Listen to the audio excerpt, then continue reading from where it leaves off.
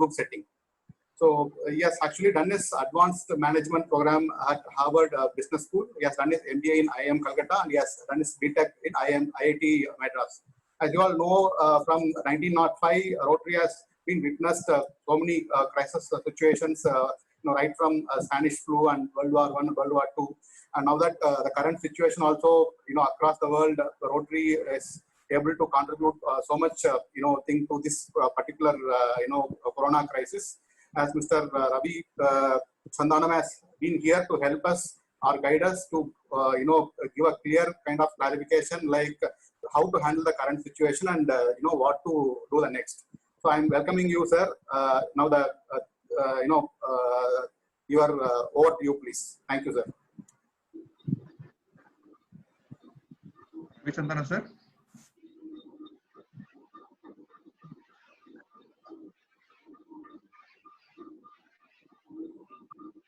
Sir, you are yet to unmute, sir.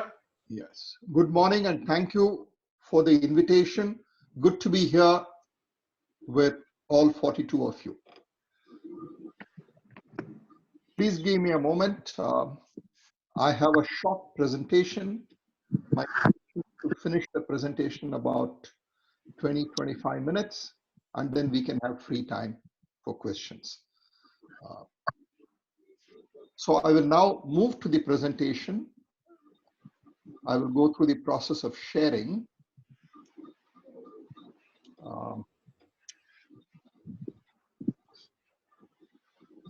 Anybody who's an expert on how to share on Zoom? Just you're on the desktop, sir. You can just move your mouse down. Yeah, a lot of buttons. Share. Okay. And the share screen will be on the green color. Yes. And then click on the share screen. Either you can share a particular window or complete window. One moment.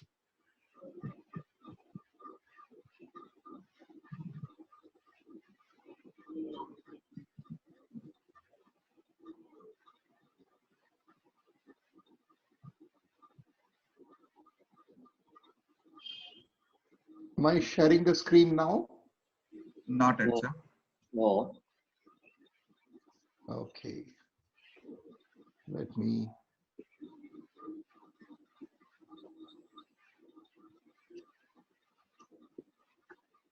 Or you can press Alt yes, which will get a you'll get a pop-out window. Second. Huh?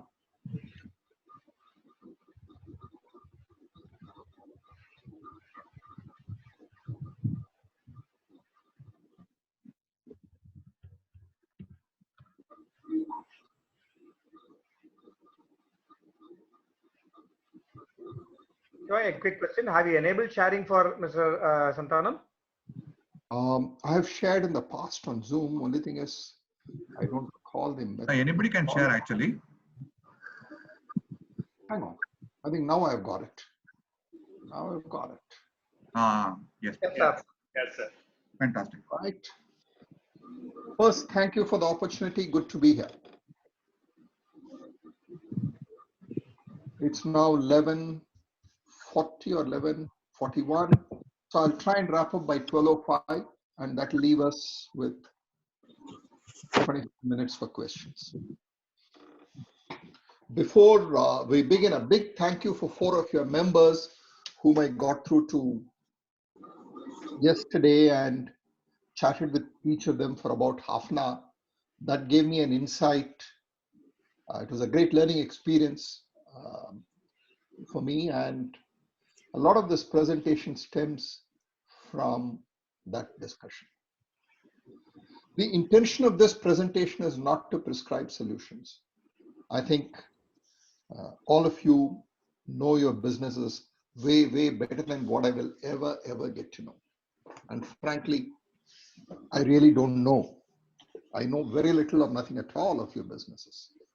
But what I hope to do is open windows in your mind. So whatever I'm saying, nothing should be taken as prescribing a solution to you.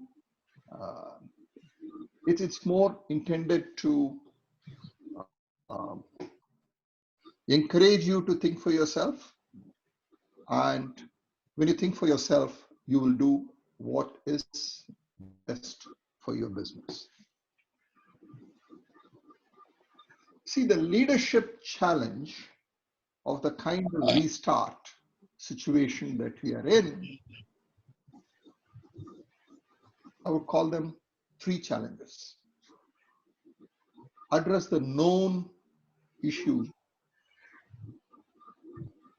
That's the first challenge. And that's quite a pile. Let none of us underrate the importance. These are known problems, known opportunities, and known challenges. Then address the unknown problems, the unknown opportunities, and unknown challenges. Something unknown gradually begins to get known. So issues which are in the unknown space now will gradually move to known as time goes by. Finally, you also, as leaders of your respective businesses, have to do something which seems very unreasonable, but expectations from leaders are usually unreasonable. You have to address something that you cannot possibly know. That's addressing the unknowable issues, unknowable problems, unknowable opportunities, unknowable challenges, unknowable threats. So I will take you through each of these. I will describe in detail. And then I will take the liberty of using your fellow Rotarians' businesses to illustrate the unknowable, so that all of you get a sense of what I mean by the word unknowable.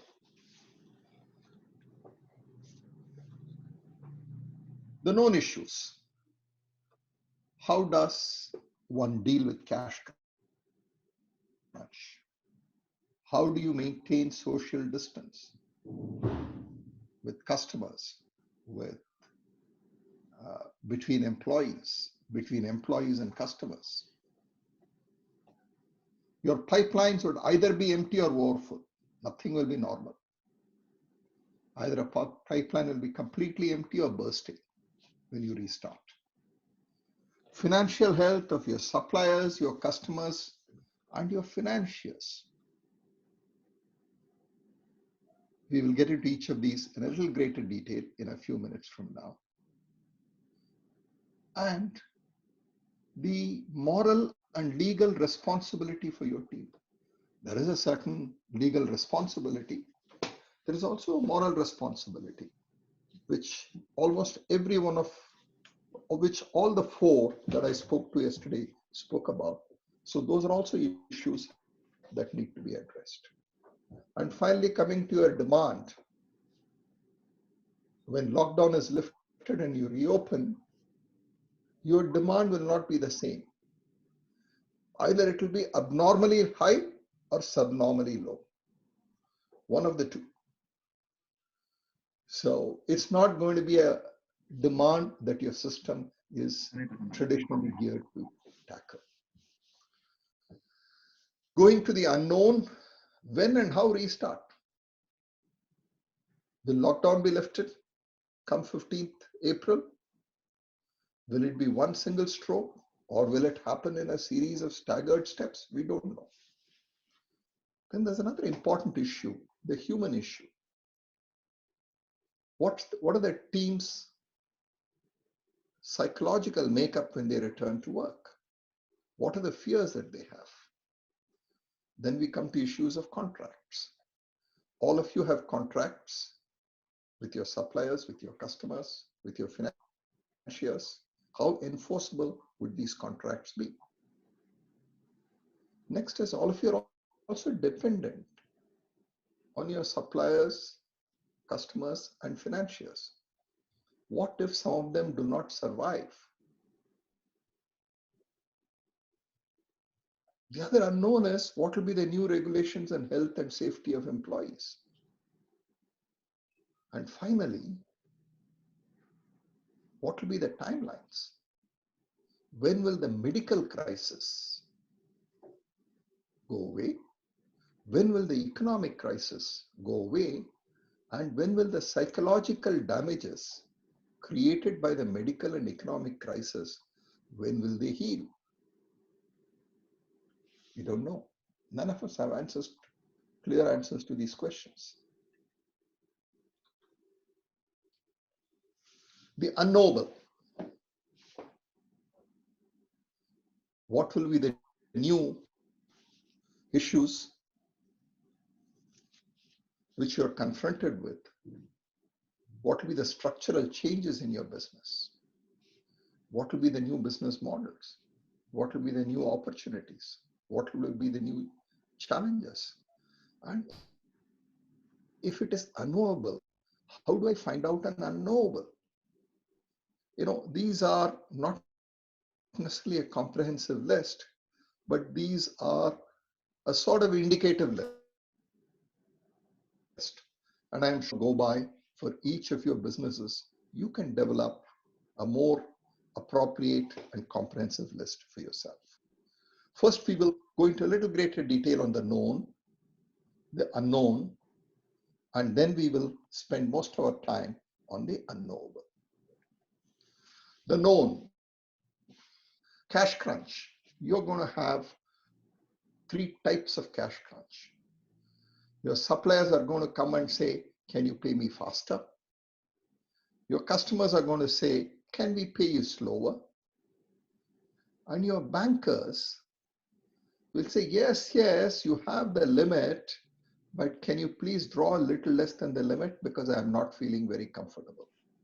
I don't know what the business and economic situation will be. In short, a lot of you will experience what I would call, they won't refuse, but they'll be shy. Your bankers will be very shy to part money. Next, keeping social distance. Just because lockdown is lifted, virus isn't going to leave this country. The virus is going to be there. I think we all should be clear, the lockdown was done so that virus goes through the population slowly and not at a high speed. But eventually, 3 things have to happen. Virus has to go through the population and we all have to develop natural immunity. Second, over a period of 6 months, 1 year, they have to find quick and effective treatment for this virus. Third, over a period of 1 or 2 years, they have to find a vaccine for this virus. So the coronavirus is not going to go away on the day the lockdown is lifted. All that lockdown has achieved is that the virus is forced to spread slowly, not rapidly. Therefore, for at least another 4 months, 6 months, social distance, maintaining 6 feet would be very necessary. Now, those of you who work in office buildings, high-rise buildings particularly, how do you maintain 6 feet inside a lift? Those of you who run offices, development centers, plants, how do you keep 6 feet gap between 2 work spots? How do you make sure in the canteen everybody keeps a 6 feet distance? How do you make sure when people travel on work, they maintain 6 feet distance, that they are able to get a method of travel and commuting? What if your employees say, sir, I want to quit your company not because I don't like you, but to come to this office, I have to take a train or a bus, which is very crowded.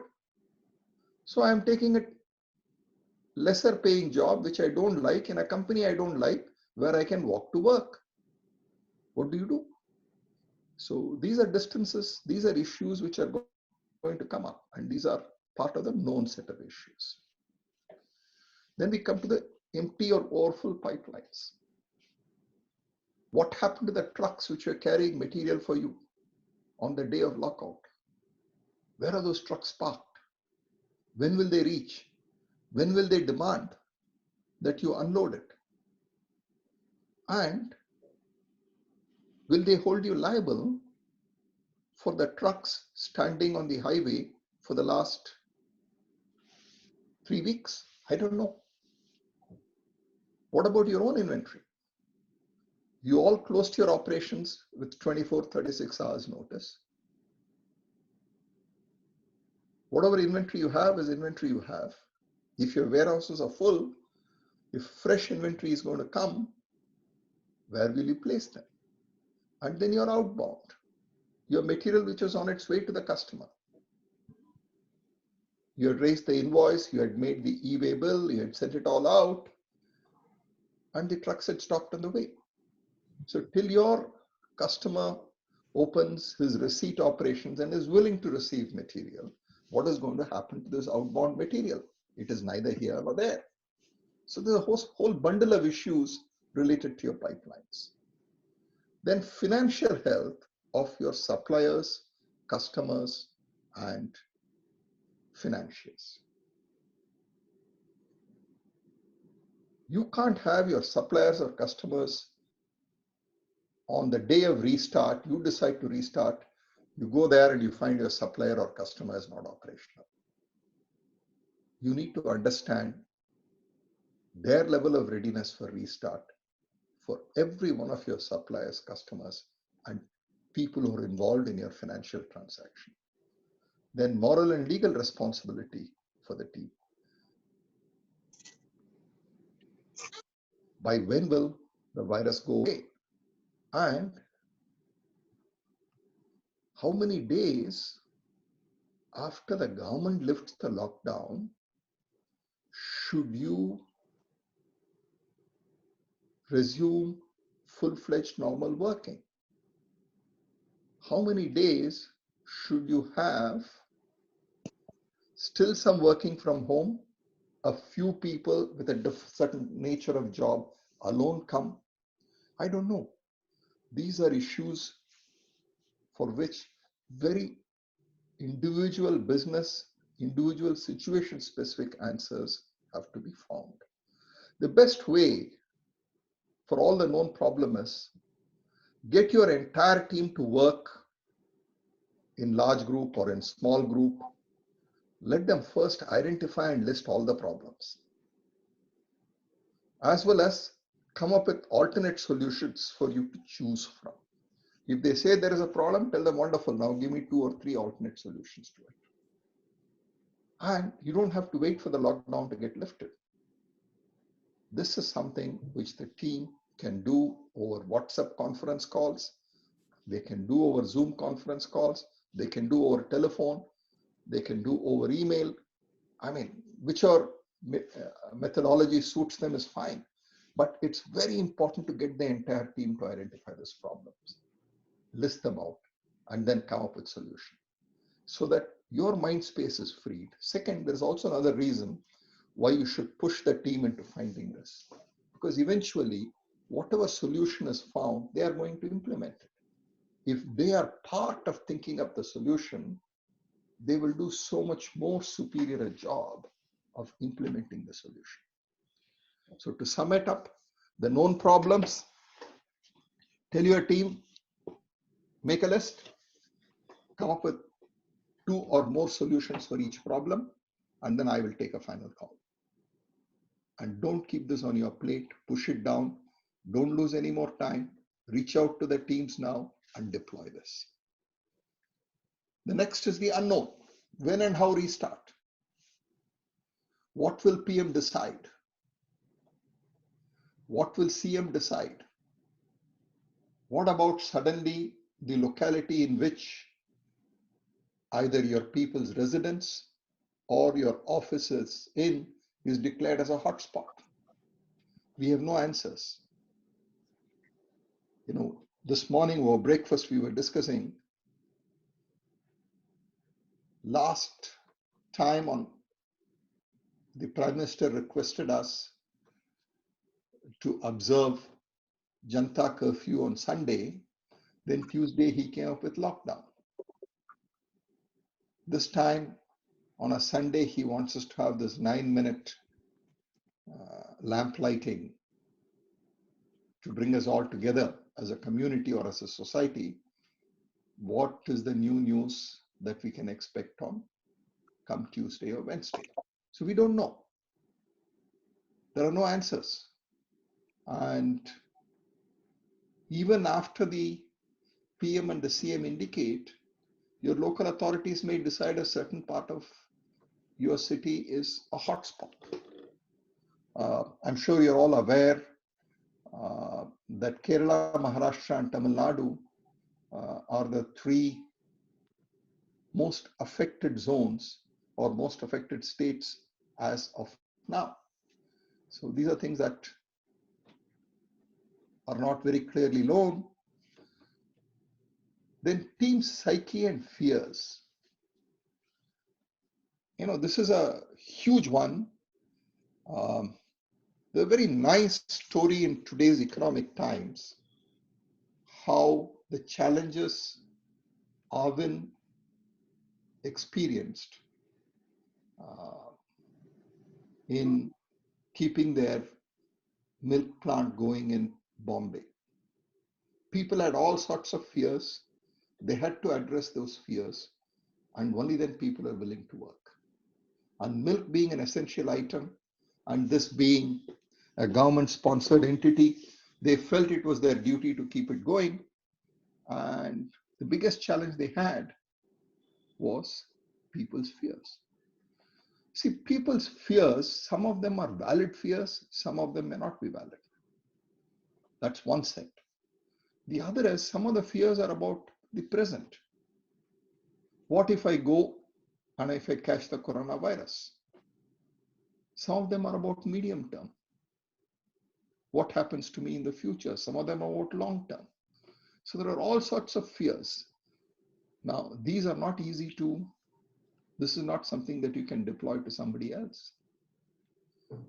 These are issues that you need to find a way of, if not solving, at least reducing the pressure. Otherwise, like a pressure cooker, if some worries build up inside a person, then the person can behave quite irrationally and unpredictably. Then contracts. How enforceable are contracts? What if a customer to whom you have dispatched X lakhs worth of material 2 days before the lockdown says, please take it back? What do? You want to enforce force majeure? You can enforce force majeure. If your supplier demands payment and you're not able to give, and you say it's force majeure, how can you complain when your customer doesn't pay you or sends the material back, citing force majeure? These are issues. And is using force majeure a good way of dealing with contracts? Because some of your customers may be long-term contracts and long-term relationships. Is that the way you would like to do it? And if you're dealing with an end consumer, if you're in a B2C business environment, and if you throw force majeure, he will say, "Ye kya hai? What is this?" So it's very difficult. So enforceability of contracts, doing it in a manner which makes most sense. Some of these are fairly tough issues for which we don't know what will happen, and therefore, since it's in the unknown domain, you can only guess. Then survival of suppliers, customers are financial. You can't go and ask your supplier, will you survive? Obviously, you can't go ask your customer that question. You can't go ask your banker, after reopening, will you still treat me the same way, or you would be reluctant to let me use even my sanctioned limit? We don't know. So how do we deal with this? That's another issue. New regulations on health and safety. Along with the lockout, first it was given as a request that please don't cut wages for the lockdown period. It is now de facto a law. You can't. What will be the new law on health and safety? Will you as an employer be liable to provide COVID-19 proof working environment? What if there is a law tomorrow? What if a customer tomorrow files a case against you saying he bought something from you and from that packet cover he got COVID-19 virus? I don't know. These are all issues. Finally, timelines. When will we turn the corner? From a medical perspective, which means we all develop immunity of some sort. There is a prescribed medicine available, and if it is given, definitely all of us recover in a period of 4 or 5 days. There is a vaccine, and once the vaccine is given, there is no risk of COVID-19. When will all this happen? I don't know. Economically, at a minimum, the economy is going to be hit for 3 months. But will it be only 3 months, 6 months, 9 months, 12 months, 15 months? We don't know. And as a combination of what happens medically and economically, the psychological impact on society, how long it will last, one doesn't know. The last major one, and I think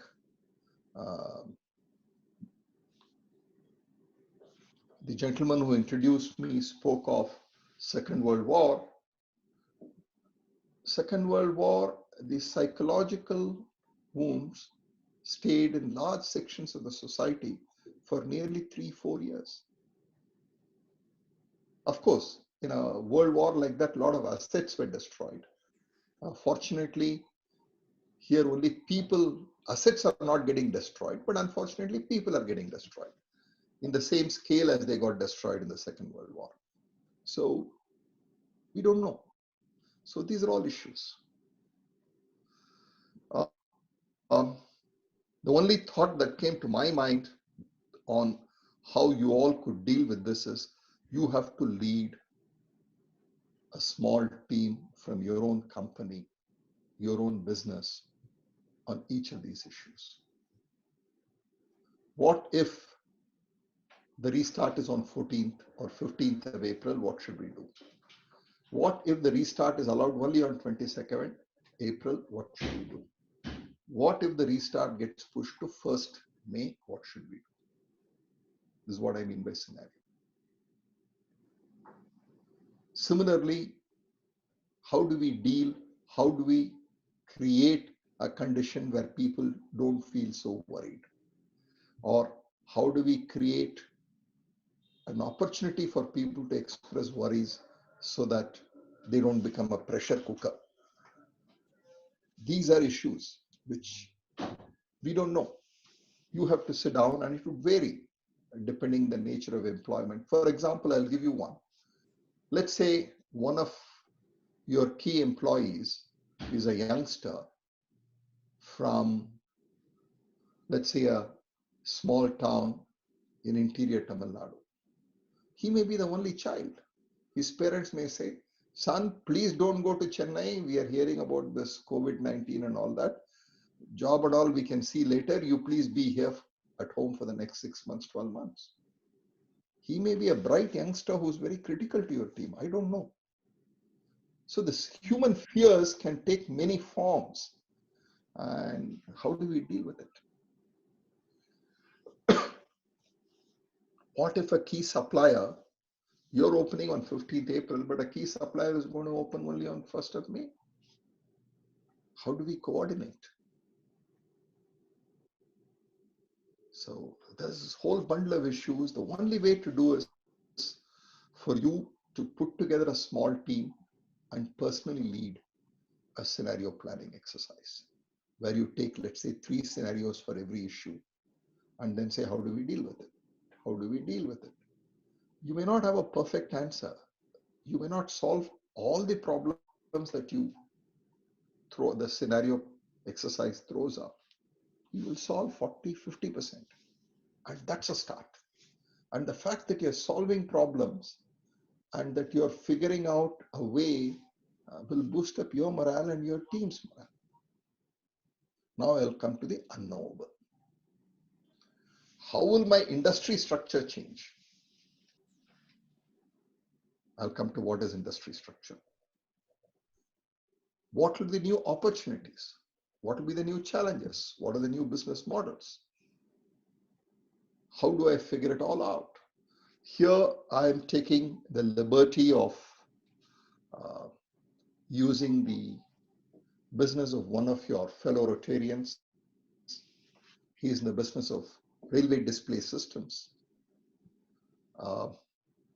Pardon me, I don't know your business, sir, but I'm just trying to push my mind, push the envelope, and see what may happen, right? What if Government of India says we need a lot of money for economic stimulus, and to generate money, let me speed up railway privatization. So far your business has had a very stable, predictable customer called Indian Railways. What if a number of stations are privatized and the new party could be an Indian entrepreneur or could be somebody from outside the country, and they have a very different way of running? Everything will change. Next is post-coronavirus, the inquiry counter anywhere is going to be very different. You're not going to have people sitting there in an inquiry counter. There are going to be many more displays, because an inquiry counter is often a way of informing and educating a large number of users. For example, you take your neighborhood doctor or your family doctor whom you visit. It's going to look quite different. And your family doctor may actually say, instead of visiting my clinic, why don't we go on a Zoom call, and then after which I'll decide whether you need to visit my clinic. Perfectly possible. So there's a huge opportunity for displays, which currently doesn't exist. What are the new challenges? New railway station owners may have a different way of doing business. We don't know. What are the new business models? Where is the profit? Is it in trading? Is it in integration? Is it in services? Is it in training? For instance, one of the challenges he has is telling me that when after the 3-week lockdown, when they reopen, some of them may not switch on the system properly. And therefore he has to send somebody to switch it on in a proper way so the whole system works. So where is the opportunity? Maybe today the opportunity is in sending a person to solve problems. Tomorrow the opportunity may be in being able to remotely switch on, switch off systems. Tomorrow the opportunity may be in remote servicing. Opportunity may be in remote training of users on how to use the display and announcement system. I don't know. But where you're making profit in the business will shift. And it's very important to know. How do I figure it all out? There is no way. There is no logical, systematic way. The only practical and effective way, to my mind, and if any of you have any other ways, I'd be very happy to listen to it, is visualize outside in. I will come to what I mean by visualize outside in a short while from now. Let's take another case.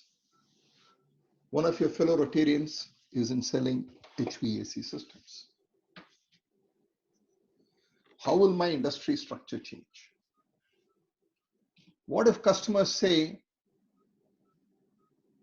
I want an AC system which is virus proof? And if your AC system is not virus proof, then I don't want it. What if the government comes and says, as a AC system supplier, you have to say it is virus and bacteria proof. That means the air it's pumping out cleans all the virus and bacteria in it. How will you prove it? How will you do it? The new opportunities could be, there will be many more positive pressure and negative pressure systems. And many more of these opportunities may come up. For instance, in a paint shop, you maintain positive pressure, or in a operation theater, you maintain positive pressure so that the external air doesn't get in. In contrast, if you have got a quarantine facility, you maintain a negative pressure so that the infected air inside doesn't go out. Maybe some of those opportunities will come up. What will be the new business model? If there's an economic slump and no building, maybe the bigger business will be retrofitting of systems which would clean up the viruses and the bacteria. Maybe there will be a air quality assurance or a certification business. I don't know. It's only people in the industry who can actually start. Again, the only way to figure it out is to visualize outside in. Now I'll come to what I mean by visualize outside in. It's as simple as this.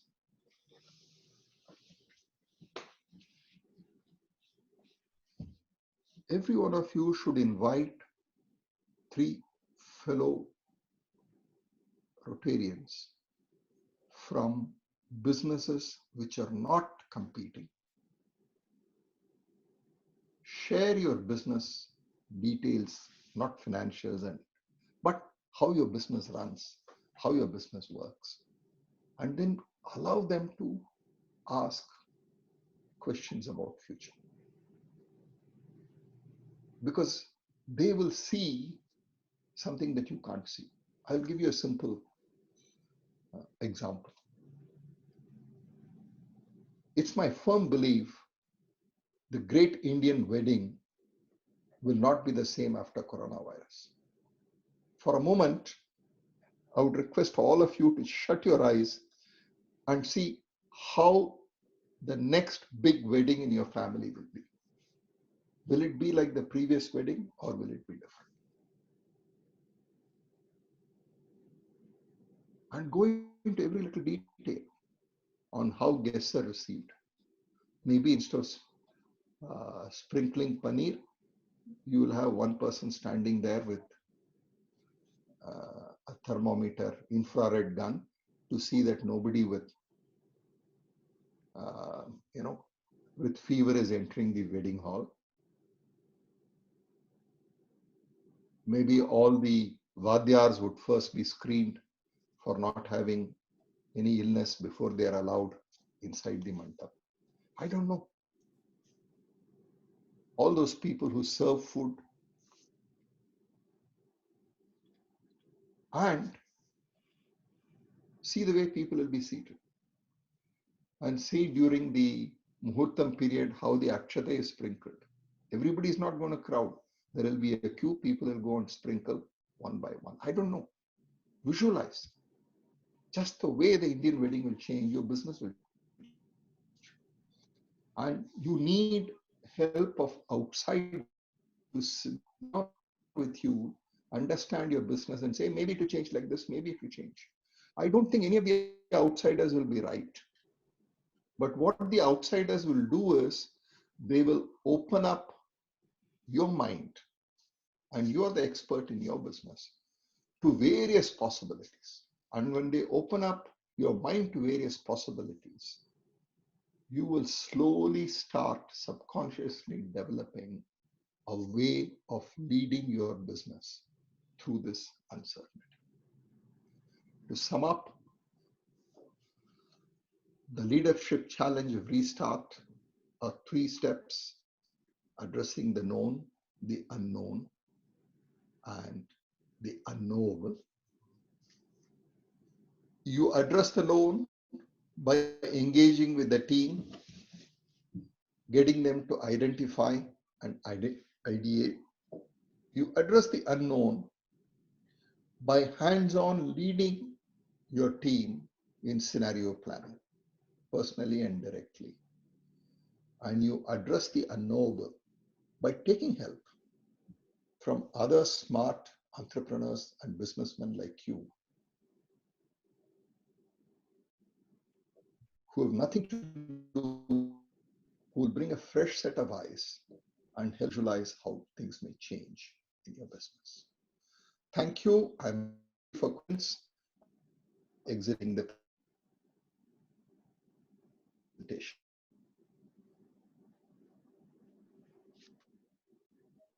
Sir, that was a good presentation. Request that team to put the questions. How do I stop sharing this? Just shut it? No, sir. No, sir. Meaning like there's a stop sharing button, red color button. Ah, yes, I see it. Yep. Yes. I'm now ready. Friends, if you are not able to ask the questions, you can type in the chat window. Please raise your hand, or there is an option called Sridhar Upscale. Please go ahead. Before asking the question, just unmute your mic. You have to unmute yourself. Yeah, good morning, all of you. Thanks, Shivram, for inviting me. I represent Rotary Club of Chennai Upscale, and it was an eye-opening listening to you, Mr. Ravi. Especially visualize outside. That's what we have been brainstorming in the last 10 days with some of the senior people in my company. I have a couple of manufacturing and IT related operations. So some of the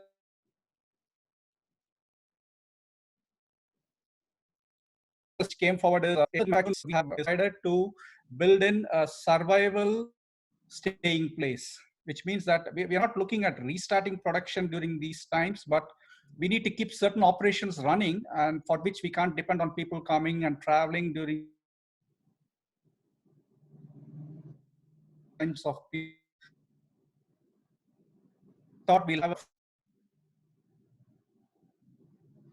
done train at least the middle level people on survival cooking techniques. So when a situation like this comes, we may build a house, we may build a facility for them to live, but we need to train them on how to cook so that they can survive for a period of 1 month. We have people who have thrown up their hands saying, yes, we will be there in such situations, but sir, how do we cook? So we thought the first thing we do after reopening is startup survival cooking techniques. I just thought I'll share because you opened up the topic of visualization. On the whole, it was good listening to your presentation. Thanks once again for the opportunity. Welcome.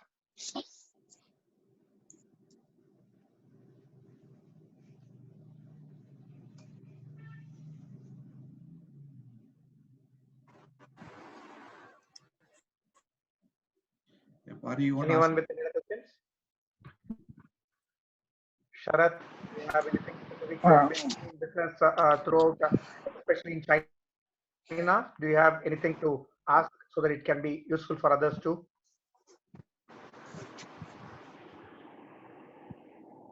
Pari, you unmuted. You want to ask anything? Yeah. Sir, good morning, sir. My name is Pari Sridhar. I'm president of Rotary Club of Vayapeta, and also I'm working as a general manager in Komatsu. I am a ex-HMED person, so I know you, sir, but you may not be knowing me. It was a wonderful speech, sir, because right from the lockdown, we are daily, our management team is daily meeting only on this the factory, the of suppliers, customers, and you know, as you know, construction and mining industry is a different industry. So we are having daily brainstorming session. Of course, your topic today has thrown a lot of light on us, and I think I should take this class to my teammate so that everybody get prepared for the startup. So wonderful points from you, sir. Thank you so much. Welcome, Pari. I'm glad I was helpful. Thank you. Yeah, Sharath, you can go ahead. Yeah, hi friends, good morning. To Mr. Ravi, your information and your insights about this entire scenario and episode is really throwing a lot of light. I have a unique business where I export from India to China, and we have seen a slowdown from right from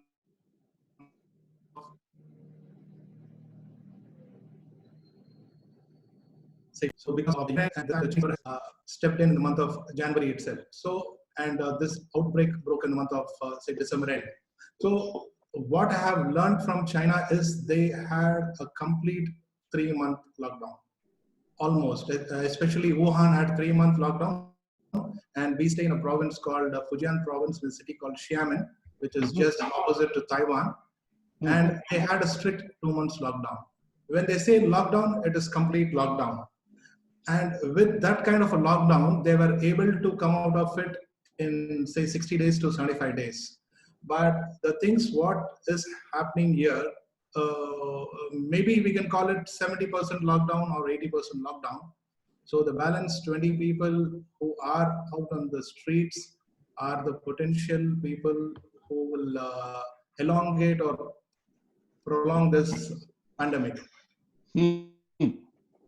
Okay, and the challenges in our businesses, we don't work from home. We work only from outside because we are in the mining industry. We work only outside. So when people say work from home, it brings a lot of smiles to my face because we really don't know how to work from home. We have to be out on the ground to work. And another point I would like to highlight is we are far better off than any other country in the world because we being a neighbor of China, I thought that after China, it would really hit us. But it went all over the world and one of the last countries to get ahead, and which has really helped us to get into preparedness and, save a lot of things. Yeah. Sharath, if I may add something to what I said. Sharath pointed out that we are one of the countries that seem to have handled this better. And I think that's how it appears for now. Let's hope at the end of 3 months or 4 months, everybody comes to the conclusion. If after 3 or 4 months, the world sits up and says, hey, India handled the coronavirus crisis more smartly than anybody else. Let's say they say that. Think of what it would do to interest in India, to tourism to India, to foreign direct investments in India, to desire to outsource or create a supply base in India. It will have huge positive ramifications. Sometimes I'm a little disappointed that neither in the media or in the political space, nobody is saying, let us make this an opportunity to show the world that India is a very organized and very resilient country. I think that's a great opportunity that we have. Having done the lockdown early, and if instead of 70%, we can be at 90-95% lockdown. And we go through the pain once, and after that we're through. But this is where we are. I'm hoping that this trend of India having managed the coronavirus epidemic better than most of the nations gets sustained in the coming months. Thank you. Thank you for drawing attention to that, Sharath. Thank you. Shiva, can I ask? Yes, please go ahead. Yeah, thank you very much, sir. My name is Priya Sridhar, and we are both Rotarians, good friend of Shiva's. It was wonderful listening to you. Although the topic was quite serious on the manufacturing and the industrial side, I'm representing the major, the woman part of our Indian culture. And I'm a partly working person. And now I am semi-retired, more into community service. And this Rotary, the culture of Rotary, the culture of India, the culture of generally is a very, very extremely social and this gathering frenzy. For every little thing, we want 100 to 100 people. There are times when in most of our Rotary clubs itself, we have more than 500 people gathering up and fellowship and lots of fun and this and that. So what I see is that there's going to be a big difference in attitude, while what you're saying in terms of even restricting our wedding procedures and important customary things that we were doing needs to change. So I need your advice on how we can kind of feel proud to reduce this kind of gregarious attitude, and be a little bit more silent approach for some year, at least for a year or so. I wanted your advice and your inputs on this, sir. I see. First is, I think it's nice for people to get together and chat with each other, have fun, and so on and so forth. But how do we do that and still stay in a world where viruses are now globalized? And viruses are more vigorous than what they were before. Okay, so this is something to which I think it's people like you sharing such ideas and asking such questions, which will get all of us thinking. The problem that I am trying to tackle as a sort of trial problem is to ask, how will the Indian wedding look different? That's the question. Now, you said that often we as Rotarians get together. I know you all get together every Wednesday. A good place to start maybe to ask, how will our Wednesday meeting look different? How will our annual gathering look different? And maybe you will still retain all the positives, but not have this. I'll give you another simple one.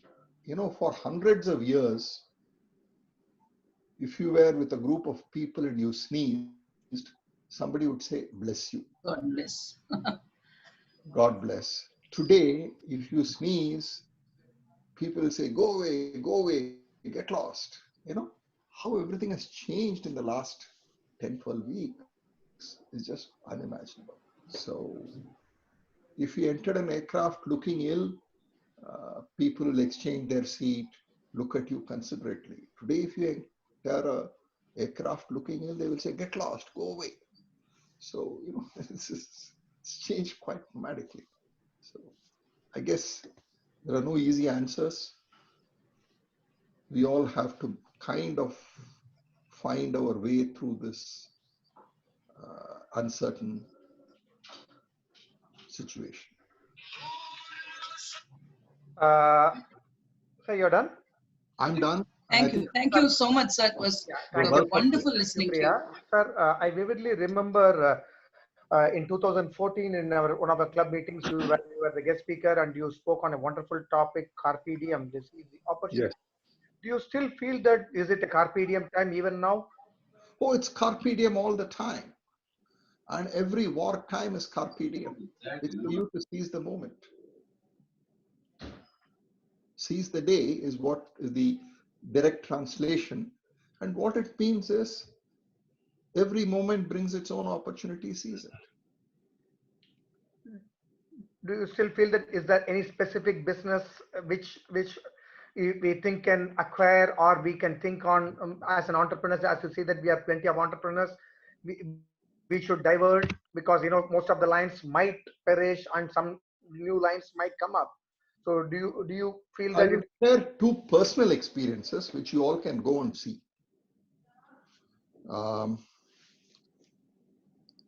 You can actually physically.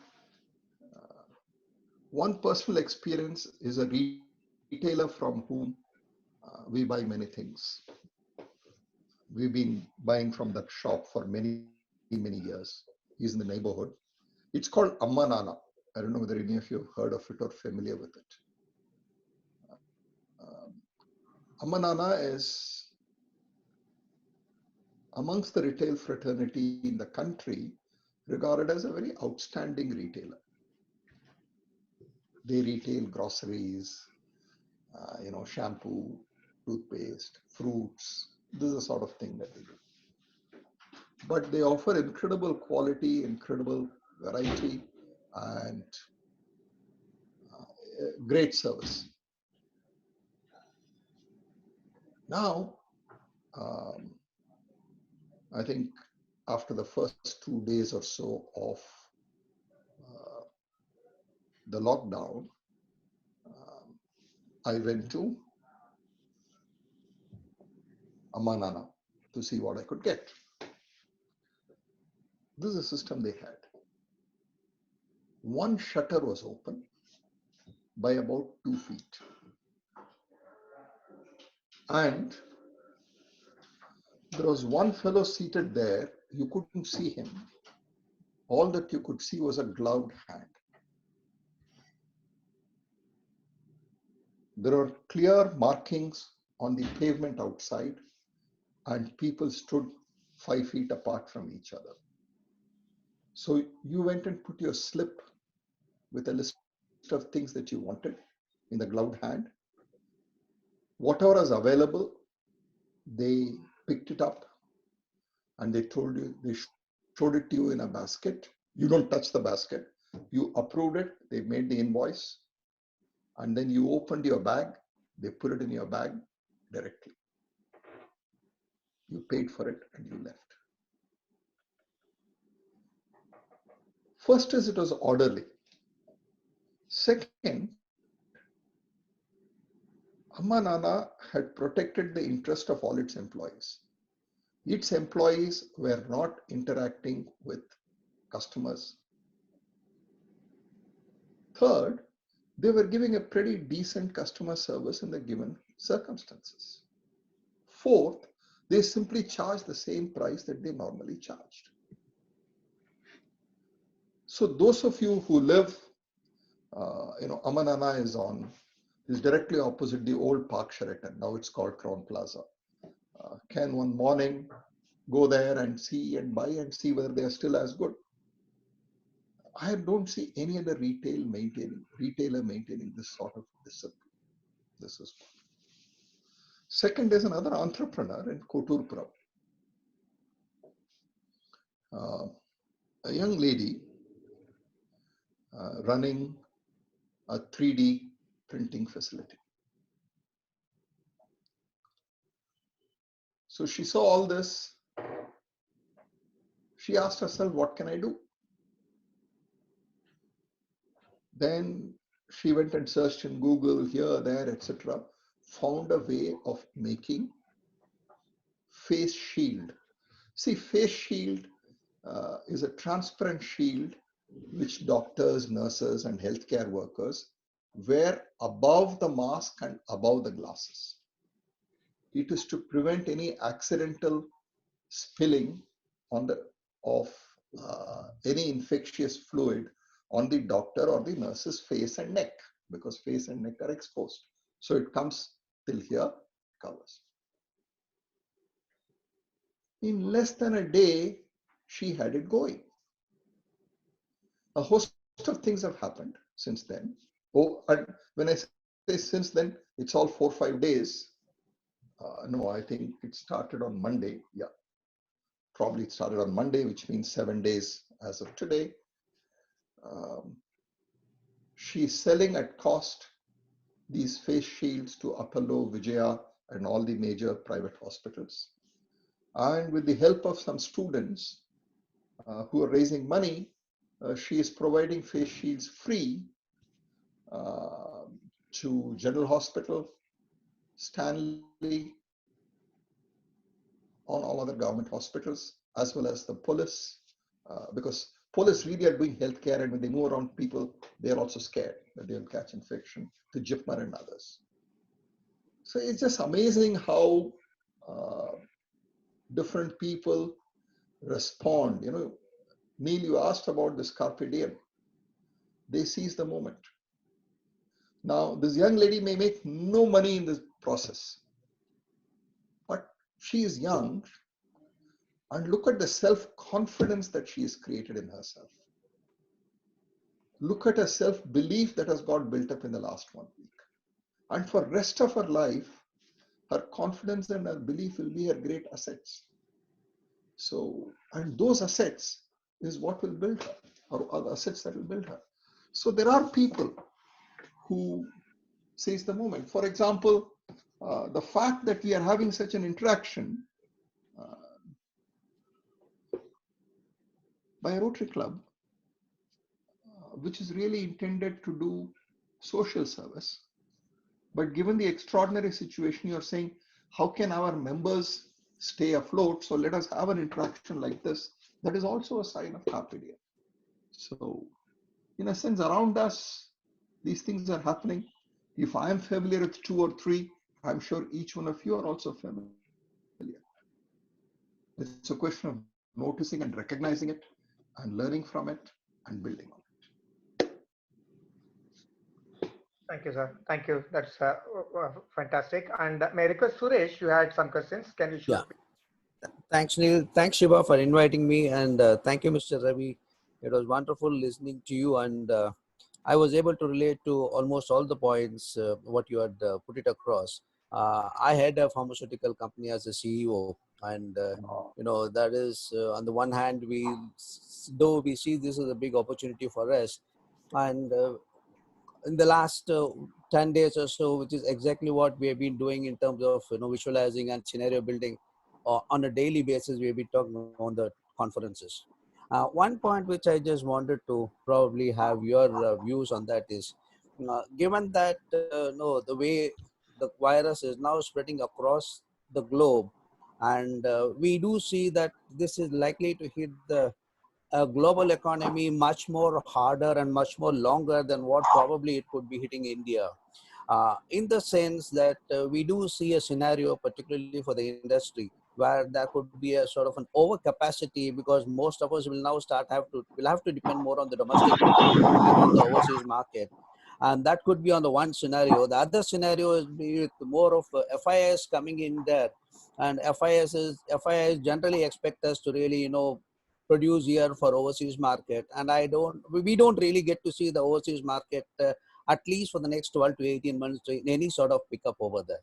So what would be your advice for companies which are willing to start operations in India and then more into domestic focus, and what could be the challenge? Because when you apply the Porter's 5 forces and then see over there, though you could see an opportunity here, but then the opportunities I guess could be limited in the sense the competitions from the bigger ones who have still now been depending on exports turning into the domestic market could really unsettle you.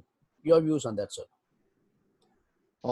You've raised some very fundamental issue. See, 2 fundamental trends, or one trend which has been on for the last 3-4 years, is the deglobalization trend. You saw the Trump-China trade war. And if you study, one of the experts on this is Pankaj Ghemawat. Pankaj Ghemawat would tell you the world tends to globalize for some years and then deglobalize, globalize, deglobalize. So we are in a phase of deglobalization. That's one thing. And I think what coronavirus has done has kind of accelerated that pace of deglobalization. And probably we will hit a trough in the coming quarters, coming years. And then, of course, the long-term trend of globalizing will begin again. And after 10, 12 years, the deglobalization will begin again. So export-dependent industries, unless you really have a special value to offer, are going to be hard hit. But this can turn in our favor if, as one of your colleagues mentioned earlier, if the impact on coronavirus, for whatever reason, is much less on India than anybody else. So when there is a global gloom about dealing with countries far away, if there is one large resourceful country which has handled coronavirus well, that creates its own positive opportunity. So I think that is that's one side. It's a question that somebody like you, who has global supply chains, both inward and outward, needs to ask is, how do I make myself even more valuable than what I am today to my customer? And how do I make my inbound supply chain or inbound logistics more robust? So I'm sure if you as leader, it is your job to push your team to chase the right questions. And as your team chases the right questions, before long, you will begin to get towards the answer. If you get the questions right, the rest follows. The second trend, and I think is definitely one thing coronavirus is going to do is going to accelerate digitalization. A stunning thing that I read this morning is how morning's Economic Times, you all can read it. It's a very stunning piece of news. One government officer is describing how they are approving files while working from home and not wanting to move paper or touch paper touched by another person. So they have a Zoom meeting and a group of IAS officers take some decisions. The decisions are minuted, circulated by email, and once everybody approves, the decision as a PDF file is sent through WhatsApp. So look at this. If what they are doing for coronavirus, if they could become regular practice, then how much our government can change. So there is a lot that's possible. And if we do some of those smart things, if we learn from this, getting back to what Neil said, if we approach even the current mess we are in with a spirit of carpe diem, I'm sure there will be a lot of long-term sustainable gains for all of us. Thank you, sir. Thank you. Dr. Anand, we have a homeopathy practitioner amongst us, Dr. Anuradha. She has a question, please. Yes, doctor. Yeah, good morning, sir. Thanks, Shiva, for inviting, and thanks, Ravi, sir, for the wonderful section. The problem is, I'm a homeopathic practitioner, and we have nearly 13 clinics in India and 2 in abroad. And as homeopaths, we have a trade name, Homeozone. We are practicing under that name.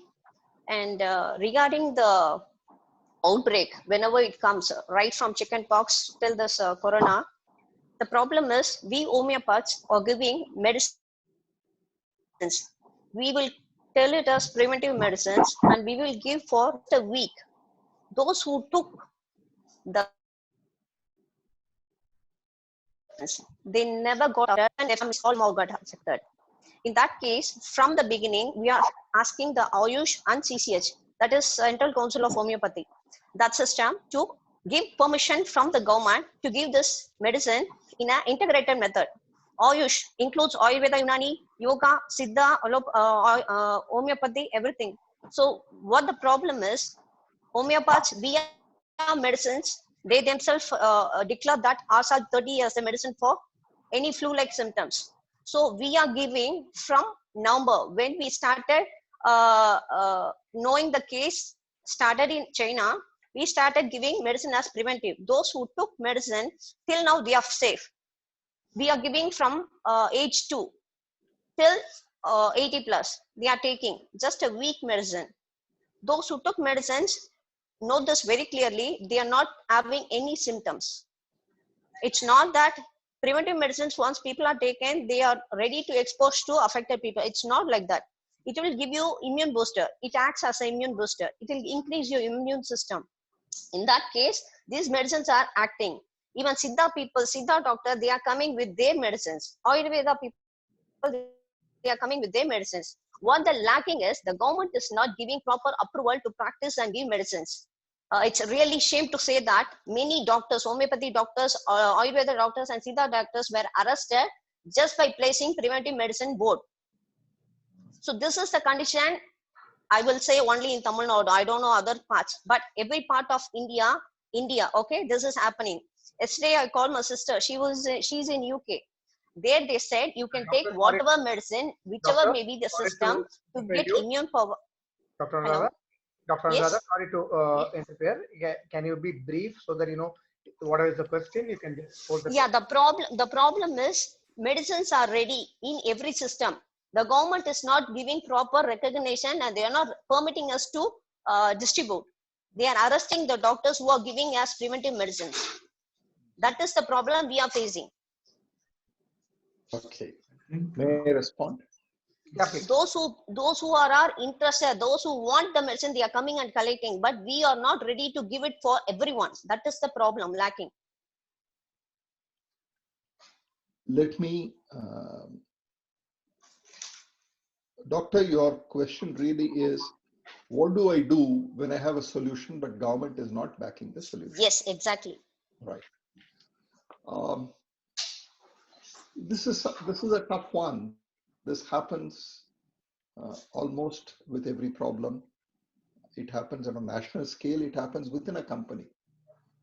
Many of your fellow Rotarians, in their company, there will be employees who are walking around saying, I gave a good idea, but boss is not taking the idea, right? So this is a social human problem. The second is somehow certain industries have gained credibility while certain others have not. This has nothing to do with coronavirus. This is, for example, allopathy has kind of gained credibility while alternate forms of medicine have not gained the same degree of credibility. I am not an expert. I don't know which is better. And most people also are ignoramus when it comes to medicine like me. So what people go by is the credibility factor. So if I'm I'll give you a very simple example. In the initial years, before the PCs and the laptops and all that came, forget laptops, even before desktops came, when people used to buy computers in 60s, 70s, and 80s, people would blindly order IBM. The reason they would order IBM was, even though there are other systems which are cheaper and far superior, the reason they would blindly order IBM was, if I buy an IBM computer, nobody can blame me tomorrow. So people take a decision so that nobody can blame them tomorrow. So if you're talking about an IAS officer or a politician or anybody in a prominent position taking a decision based on, on behalf of a country or a state, it's to focus on being seen to be doing the right thing rather than doing the right thing. And that's the compulsion of a public office. Once you're in a public office, you have to be seen to be doing the right thing. That is more important than whether you're doing the right thing or not. This is reality. So what's the way out? The way out is, after this crisis blows over, young people like you who want to promote alternate forms of medicine, you should form small groups and build credibility of the group. And over a period of time, it's a long haul. But once the credibility of the group begins to build up, then things begin to happen. I have one suggestion. This is about, how football is the world's most popular game way ahead of others. And I think then it's Formula One, and then comes probably cricket and others. Now, there's a nice 6-part serial in Netflix called The English Game. And that's about building credibility for the sport. So whether it is a sport or whether it's a form of medicine or whether you're a brand name, building credibility is very important. So it's a long haul. It's not something you will achieve in a crisis. It's something that you will achieve in normal times. And even in normal times, you're talking about 10, 20 years time frame to build credibility. So that's really the way forward. Thank you, sir. But the reality, I agree. I live in Manapakam, where IPS and IAS colony, where IPS and IAS officers are living. And my next door is Mr. EVK's Elangovan, sir. These people are coming and taking medicines from me. And they are telling me to bring it up in a public via government. But they are not ready to tell it to government all by themselves due to some personal issues. Why this is? That is my question. They are ready for their own benefits. You hit the nail on the head, doctor. When it comes to myself, I don't have to show anybody I'm doing the right thing. I should do what I believe is the right thing. When it But is these people people are in the position, right? They have to take. Doctor, I have a suggestion. You know, one of our earlier speaker, one of these days, who is also an alternative medicine practitioner, had a direct interaction with the Prime Minister on a video call just 4 days back. Our President Shivaraman has a contact of him. I suggest that, you know, he is interacting with this for the alternative medicines, and the Prime Minister has assured that in certain things, you know, probably he will connect Shivaraman. I request you to connect with doctor and connect the earlier speaker.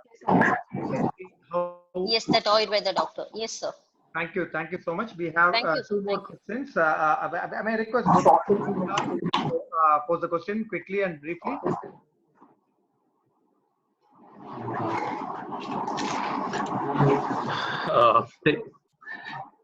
Morning, guys. Thank you for your inputs on the crisis at this point of time. One small update or one small information that I wanted to share on confirm if you have any inputs on that. Now, with reference to the financial strain that the companies are going to have, now I understand from the bank that they have given directions to be at ease in terms of giving additional support to the companies. By and large, they're going by this principle. You send a request to the bank and they find, and of course, if you need drawing power for that, and based on your past experience that your repayments are fine, then they're giving you 6 months moratorium and the balance be repaid in next 12 months. That's 18 months funding. So this is what I heard from the manager and a couple of other guys. And but then in your initial speech, I hear like banks may be reluctant and all. But then now it's a kind of contradictory hearings that I have. So just wanted to. Yeah, I'm glad you brought it up. I should have probably expressed myself a little differently. The government has very clearly said banks must lend more. And the government has also deferred payment of GST so that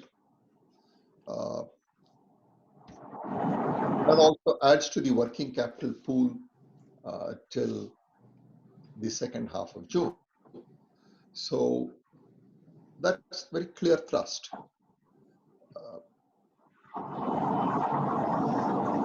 Many of the bank managers may understand the government's directive in letter and spirit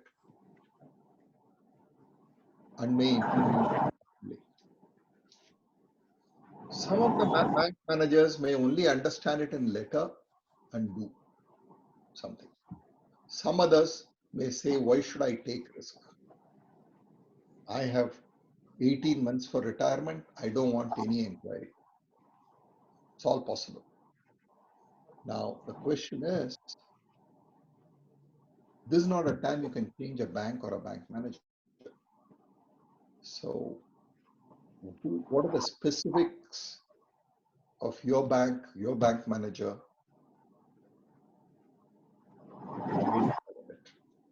But at a broad level, government is trying to ensure that there is no shortage of money. That said, micro level specifics depend on individuals. And in a period of deep stress like this, the bank manager may say, listen, why should I risk my lifetime savings by taking any decision so many weeks before retirement? No, I won't. We don't know. We don't know. When people are fearful, they often do strange things. So if you have reached out to your branch manager and somebody said, I think that's a good cue. Maybe it's a good idea for all of you to kind of be in touch with your the key person in your bank with whom you regularly deal, so that that also eases the process for you. Have I answered your question? Yes, sir. Yeah, being in manufacturing sector, now all of those 5 points that you had stated applies in more than letter and spirit. Yeah, your inwards are slow and then outwards are they're expected beyond that, and then your inflows get stuck. Thank you, sir. Thank you, Gopi. That was a nice question. Thank you. Sir, we have one affordable housing person who is into affordable, one of the members. So what do you feel like? It is Motish. The question is for you, or you can take it up. What do you feel, sir? Will still the affordable housing will tend to grow, or will the outlook of people change towards having an asset, or will that home is always something close to someone's heart? So will that change because of these things? What do you feel? Matesh is there? Yes, sir.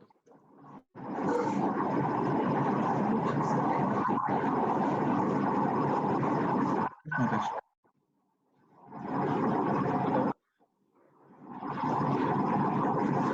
You have anything to add, or Mr. Santhanam can answer this? No, thing to add is, no, sir, I just want to see whether there will be a layoff in IT. Okay, see, but, when we are doing an affordable housing, most of our clients will be with a salary pack of 50,000 to 1K, mostly in IT sector.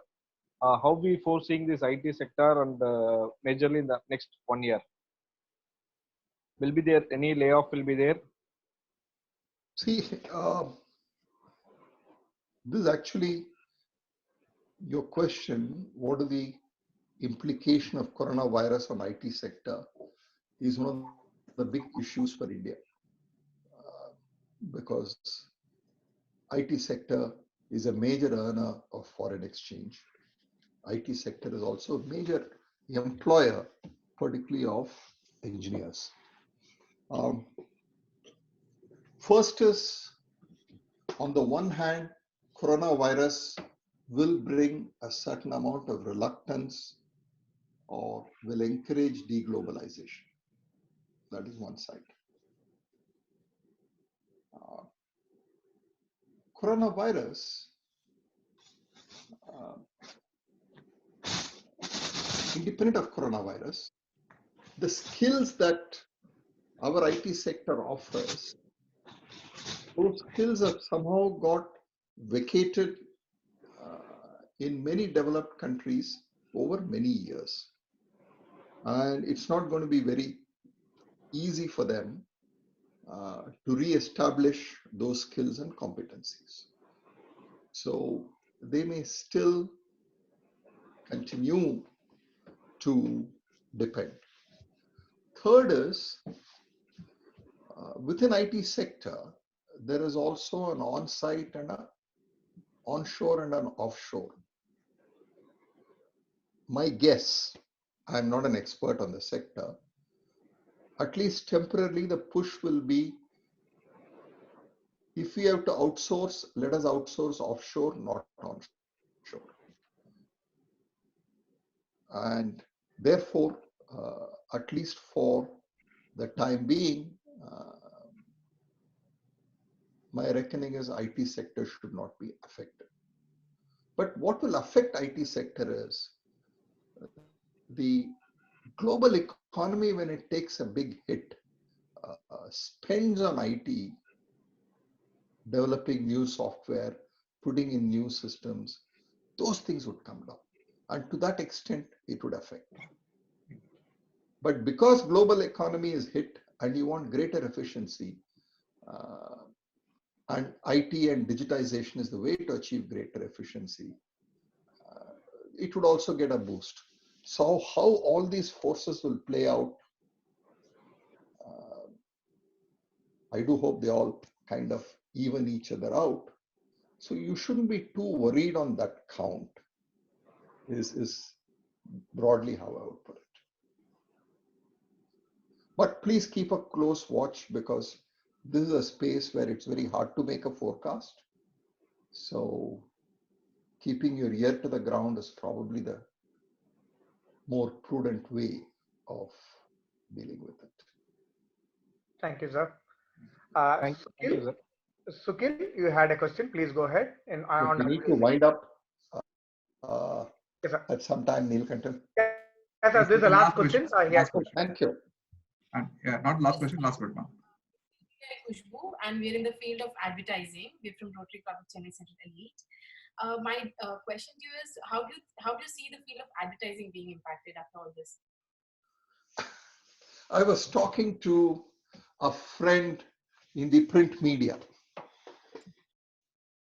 He's telling me in Bombay for the last 10 days, this conversation is 2 days old. For the last 10 days, no newspapers are being distributed because the paper boys are reluctant to go from door to door.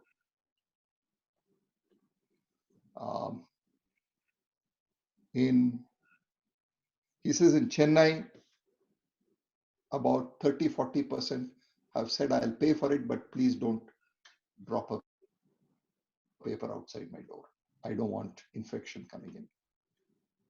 Then there is also this nice WhatsApp video circulating of a lady picking up a newspaper with a pair of tongs, taking it to her clothes ironing table and ironing it with a hot iron to get rid of the virus.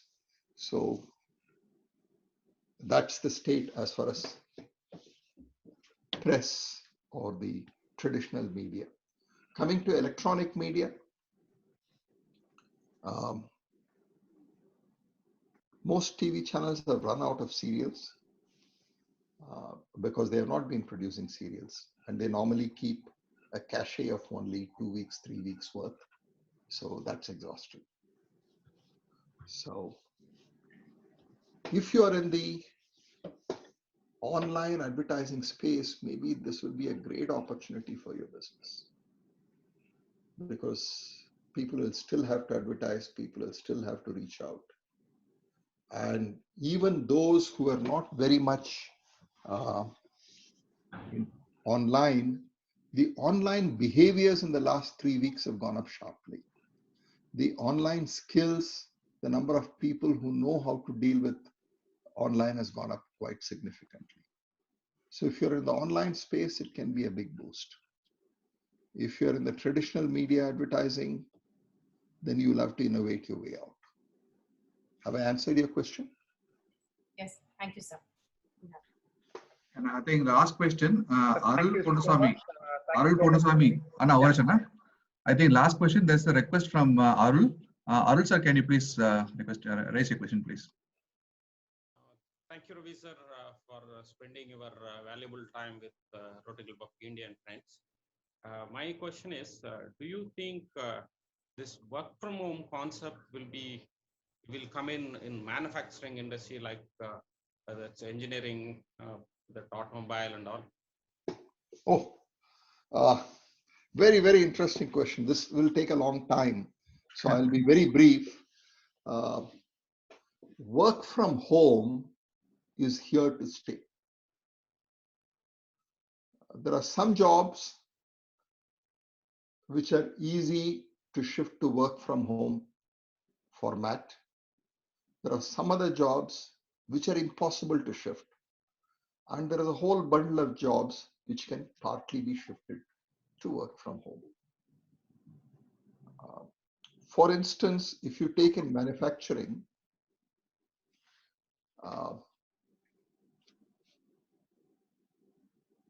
you take the PPC function, whatever is left of it, a lot of it can be shifted to work from home.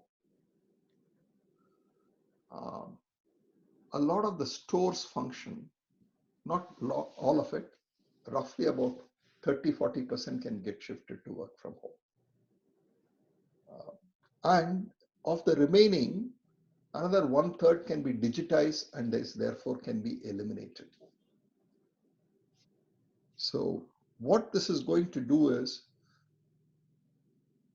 definitely coronavirus is going to give a big boost to digitization, everything, everywhere. And when digitization goes up, the possibility for work from home will also go up. So that's something you can be sure of. But otherwise, work from home has its own challenges. For example, if you're an NBFC, there's just no need to have an office. So there are many issues which will come up when we talk about work from home, and that's a long, long subject by itself. Have I answered your question? Yes, sir. Thank you. Thank you so much, sir. I vividly remember. I'm sorry, sir.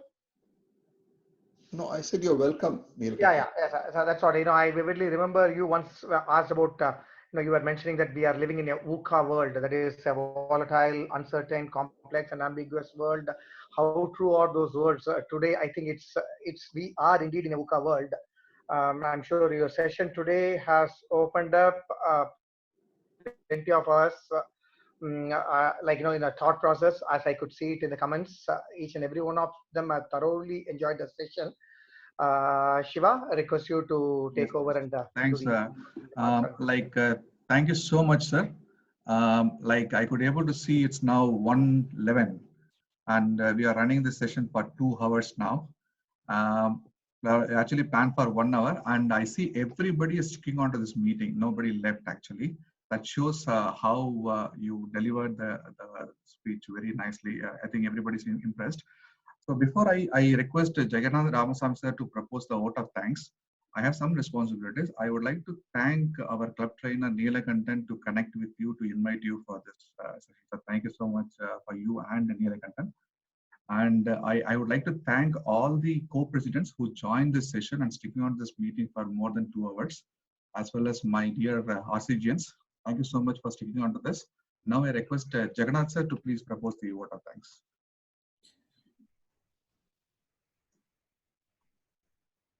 Yeah, can you hear me? Yes, sir. Can you hear me? Yes, sir. Yeah, please go on. Thanks, President. Thank you, Ravi. I'm going to call you Ravi because I'm also from IMC. Yes, okay. Which batch? 12th batch, 75-77. Okay. Okay. So about the same vintage as you. Am I right? Yeah. Okay. First, I'm going to thank you for not starting by saying 5 lakh people have got coronavirus till today. Since morning, 123 people have died. And by the time we finish this session, another 42 will die. You didn't say that. You also didn't preach us. You did not say, you called me here, so you bloody well listen to what I have to say. You made us think. You you made us think as to when all this ends, at some time or the other it has to, how do we actually prepare ourselves to handle the situation, which I think is what any management student or management practitioner would want to know. I also can vouch for what you said about advertising, being in advertising myself. Yes, our conventional advertising bit has gone out of the window. What we're left with is basically digital, and we are doing fairly okay in that. Touch wood, God knows how long it will carry on. But since we are a small company, I'm sure we'll be able to ride the seas. And we're also able to work from home. And some of the suggestions you made of what you have to keep in mind, what we have to keep in mind, I'm sure is going to be very helpful to me personally and to all of us who are listening to you till now. On behalf of all the Rotarians who have e-gathered here, and on behalf of the president of Rotary Club of Guindy and its members and the trainer, I thank you once again, Ravi, and I thank all the participants for interacting and making this so lively. Thank you very much. Yeah. Thank you, sir. Sir, thank you, sir. Thank you, Jagannath, sir. Just to, I was just about to say something, and you started before. This is add on to Junior Ramanathan's introduction about Mr. Ravi Santhanam. Apart from his professional thing, he's an avid yachter. He's into active yachting. Way back 2 years back, he was in a mission or an expedition where he was on a ad boat from Thailand to Chennai. 3 of them, they were on the boat, they or on the yacht, and they brought it on an expedition from Thailand to Chennai. It's just a tidbit I just wanted to share. President, for your closure. Thank you, Ji. And with this, I adjourn this weekly meeting. Thank you everyone for joining. Now I am unmuting everybody. If you want to have a fellowship online, you can just do a fellowship. Thank you so much, everyone. Thank you, Shiva. Thank you for inviting us. Thanks, everyone. Thanks, Shiva. Thank you. Thanks, Shiva. Thank you so much. Great. Thank you, President. Happy to have you, everybody here. Secretary, when is the next meeting? Secretary, when is the next meeting? Bye. Not yet planned, sir. Wednesday? Send it through the WhatsApp. Yes, a treasurer of India, I would like to go with this method of meeting. you can sir. Good meetings, sir. Special meetings. Yes. Speaker session also increased. Speaker session also increased.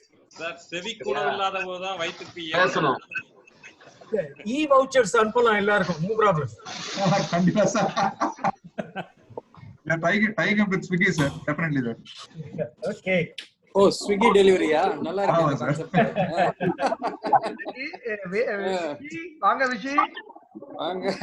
Swiggy delivery. அதுக்கு அப்புறம் மீதிக்கெல்லாம் side டிஷ்லாம் எப்படி வரும்? டிஷ்க்கே வழி இல்ல.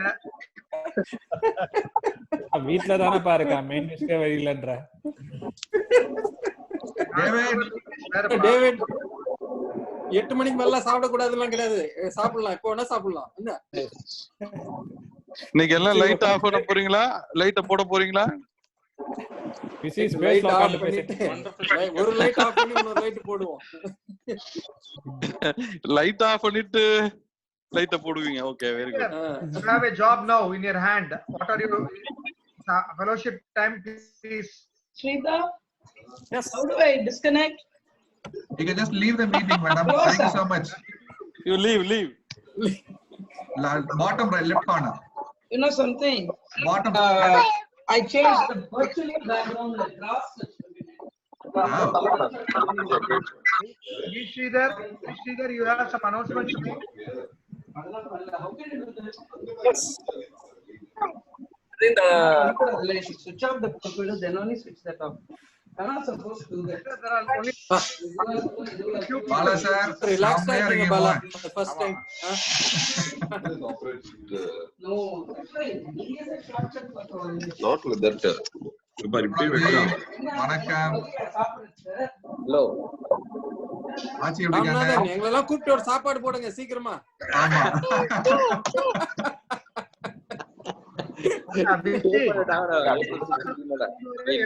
ஒரு metre கேப்ல இருக்கணும். Junior Ramanathan ஏதோ சேலஞ்ச் எல்லாம் பிரசிடென்ட்டுக்கு கொடுத்தா அவரு இருக்காரு. அவர் தலைகே நிக்கிறாருப்பா இப்போ எப்ப கேட்டாலும். கண்டுக்கவே மாட்டேங்கிறாருங்க. அவரோட சேலஞ்ச் வந்து சேலஞ்ச் கிடையாது, வீட்டுல அவரோட சிச்சுவேஷன் இப்படி காட்டுறாரு போல இருக்கு. தலைகே பாக்குறாரா எல்லாத்தையும். பிரசிடென்ட் சேலஞ்சுக்கு ஒண்ணும் பதில காணோம்.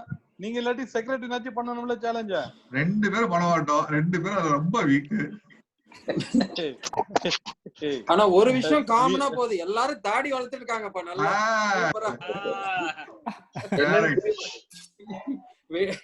அடமேடா ரொம்ப பொங்கிட்டீங்களே வை.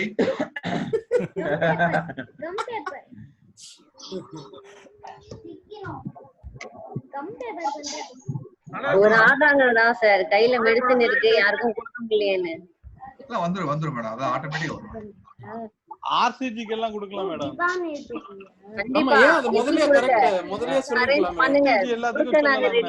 வெளியே விட மாட்டேங்கிறாங்களே. சிவா கண்டிப்பா எல்லாத்துக்கும் மெடிசன் கொடுத்துடலாம். கண்டிப்பா மட்டும் தெரியுதுண்ணா, யாரோ பாத்திரம் கழுவிட்டே பேசுறாங்கன்னு மட்டும் தெரியுது. ரெடியா இருக்கு, எங்க கொடுக்கணும் சொன்னா ரெடியா கொடுத்துருவோம்.